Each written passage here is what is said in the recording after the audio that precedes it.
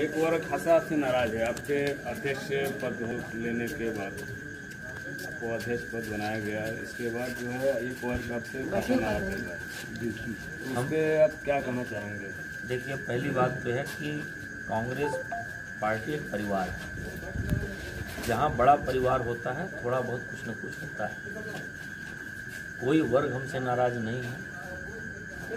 कल इतना बड़ा पिछड़े का कार्यक्रम हुआ है और हमारे साथ आप देख रहे होंगे संगठन का ऐसा भी कोई फ्रंटल संगठन का अध्यक्ष जिले का मेरे साथ दौरे में नहीं है कि कहीं कोई बात ऐसी उपजे। एक दो लोग व्यक्तिगत निहित स्वार्थ को लेकर यदि कहीं कोई बात ऐसी आ रही होगी तो उसकी जानकारी हमें नहीं है। बाकी हमारे जितने वरिष्ठ जन हैं सबका मुझे आशीर्वाद प्राप्त है।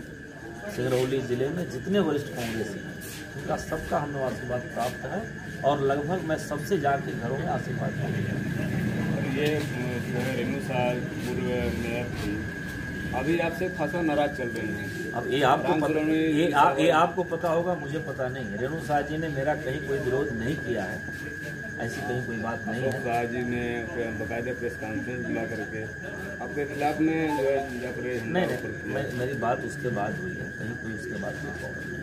मैंने सब उसको बैठ कर दिया।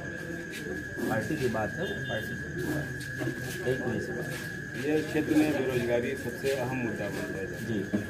उस पर अभी तक आपका क्या रवैया रहा, इसमें क्या निकल के आ रहा है कि कितने लोगों को बेरोजगारी से मुक्त करेंगे, कितने लोग बेरोजगार से मुक्त करके और कितने युवाओं को रोजगार दिला पाएंगे?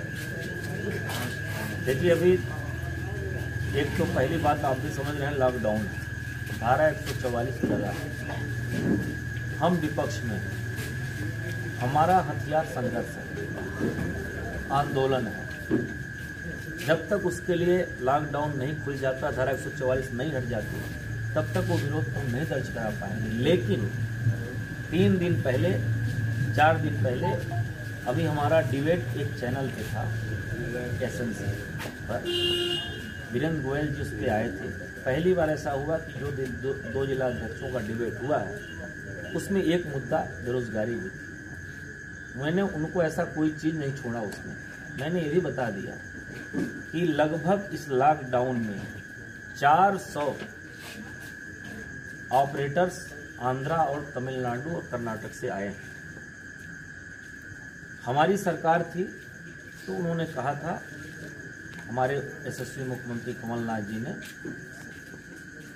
70% यहाँ के नौजवानों को रोजगार देंगे। बहुत सारा उस पर काम भी चालू हो गया था। जैसे ही भारतीय जनता पार्टी की सरकार आई उस पर हिला हवाली होना शुरू हो गया।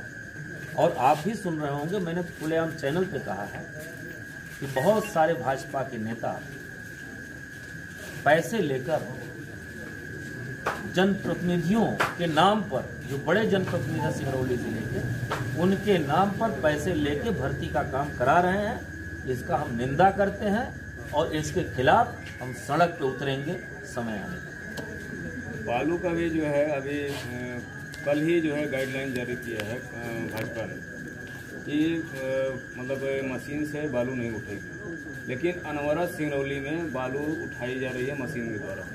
उसमें आपका विरोध है या कि आप हमारा 4 दिन पहले का डिबेट आप पढ़ लें, देख लें तो आपको अपने आप समझ में आ जाएगा।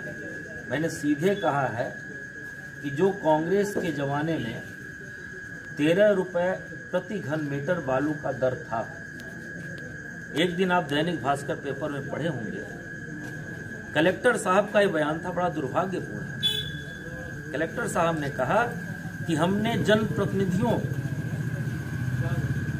और कॉन्ट्रैक्टर्स के बीच बैठकर बालू का दर तय कर दिया। और उसमें जनप्रतिनिधि कौन था? भाजपा के जिला अध्यक्ष जी वीरेंद्र गोयल जी। क्या वीरेंद्र गोयल जी सिंगरौली जिले के किसी पद पे चुन के आए हैं? क्या किस पद पे हैं वो? क्या वो जनप्रतिनिधि की परिभाषा यही होती है? और अकेले वीरेंद्र गोयल जी के कहने पे 13 रुपए से उसका दर तय किया जाता है 18 रुपए, और बाजार में बिक रहा है 22 से 24 रुपए। ये भिन्नता इस मामा शिवराज के सरकार की है, इसकी भी लड़ाई हम लड़ेंगे।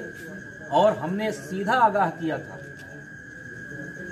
कि जितनी पोकलैन मशीन लगा के नदियों का दोहन किया जा रहा है, इस लॉकडाउन में एक तरफ तो सरकार कह रही है कि मजदूरों को रोजगार देंगे, दूसरे तरफ नदियों का अवैध उत्खनन हो रहा है। नदियों का कोई सीमा रेखा नहीं बताई गई है कि फला जगह की खदान है, इसकी सीमा रेखा कहां से कहां तक है। तो गोयल जी ने शब्द कहा था 4 दिन पहले कि ऐसी कोई गाइडलाइन नहीं कि पीसी मशीन से बालू न निकाली जाए। लेकिन मेरे बात आवाज उठाने के बाद यदि ये गाइडलाइन जारी की गई है कि अब मजदूरों से बालू उठाई जाएगी, तो मैं निश्चित रूप से उनके इस काम का तारीफ भी करूंगा। अच्छे काम का तारीफ भी करना चाहिए, लेकिन हो तो नहीं रहा। और ये 2 दिन हुआ, कल ही आया है, हम लोग भी अपने स्तर से पता लगाएंगे। यदि इस पे नहीं होगी कार्रवाई तो हम अपना विरोध दर्ज कराएंगे, और ऐसा दर्ज नहीं कराएंगे, खदानों पे जाके बैठ के दर्ज कराने की जरूरत पड़ेगी तो दर्ज कराएंगे, और सिंगरौली के मजदूरों को रेत उठवाने में काम मिलेगा।